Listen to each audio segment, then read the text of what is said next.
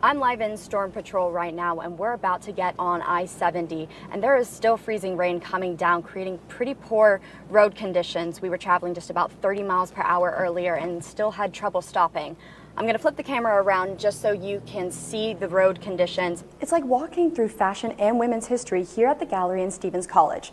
The pieces you see behind me were made by Stevens College faculty members or students. The oldest piece dates back to 1944. It's the beginning of the tax filing season, and the Trump administration's new tax program, plus the recent government shutdown, may impact Mid-Missourians' tax refunds and the programs helping them file those tax returns. The AARP Tax Aid Program began its yearly service to help people file their personal income taxes. The National Center for Science Education chose just 10 teachers from across the nation for its climate change workshop. This Hickman High School biology teacher is one of them. Karen Hibden will help develop 5 usable climate change lessons for teachers.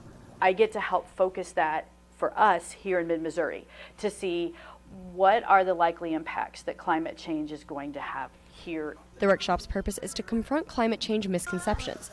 After the conference, Hibden will help teach each lesson in local workshops. She's going to be able to not only bring this back to Hickman, but to the entire state.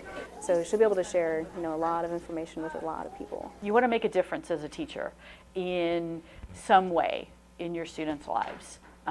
And being able to get more students thinking like scientists, I think, would be fantastic. Parents face a much more real fear for those 24 hours than just monsters.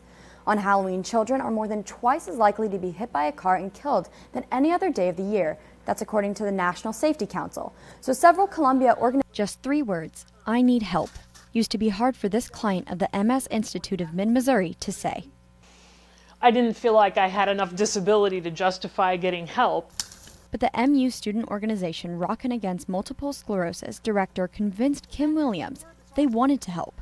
7 years later, Williams is still welcoming RAMS volunteers into her home and life. I can look around my house and find things that RAMS has helped with or directly raised money for. Williams was diagnosed with multiple sclerosis in 2011. Since then, RAMS has provided Williams with a shower chair, a stairwell lift, and more, allowing her to stay in her home and live more comfortably with MS. When they come on service day, they're happy and excited, and everybody works with joy, and it makes me feel so good to be given that gift. So while RAMS is helping Williams around her home, they're also helping her inside her heart.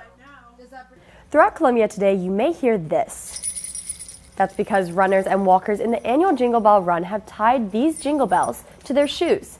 The Jingle Bell Run is meant to raise awareness and money to find a cure to arthritis. Hundreds of flowers like this one will soon rise up in support of the Alzheimer's Association Walk to End Alzheimer's. It's a whirlwind of 4 different colors, and each one represents much more than just its shade. Blue is for people diagnosed with Alzheimer's. Yellow is for caregivers. Orange is for those who support a world without the disease. And purple is for people who have lost someone to Alzheimer's. Each person will lift up their symbolic color until every flower is spinning in the air at the Promise Garden ceremony in today's Walk to End Alzheimer's. Celebrates the hope and the connection that everybody has, and really just honors every part of what this disease does to families. Willett and her family hold purple. So no matter what shade your Alzheimer's experience is, there's a colorful pinwheel flower for you to hold. There are more than 300 mangers here in Campus Lutheran Church. Some are from the Midwest, others from across the globe. Kenya, Myanmar, Germany, and more. Each has a specific story about Christ, culture, and family. That's part of our heritage. That's part of who we are. We pass them down through our families from generation to generation as a testament of our love to the Lord, but also our love of our families.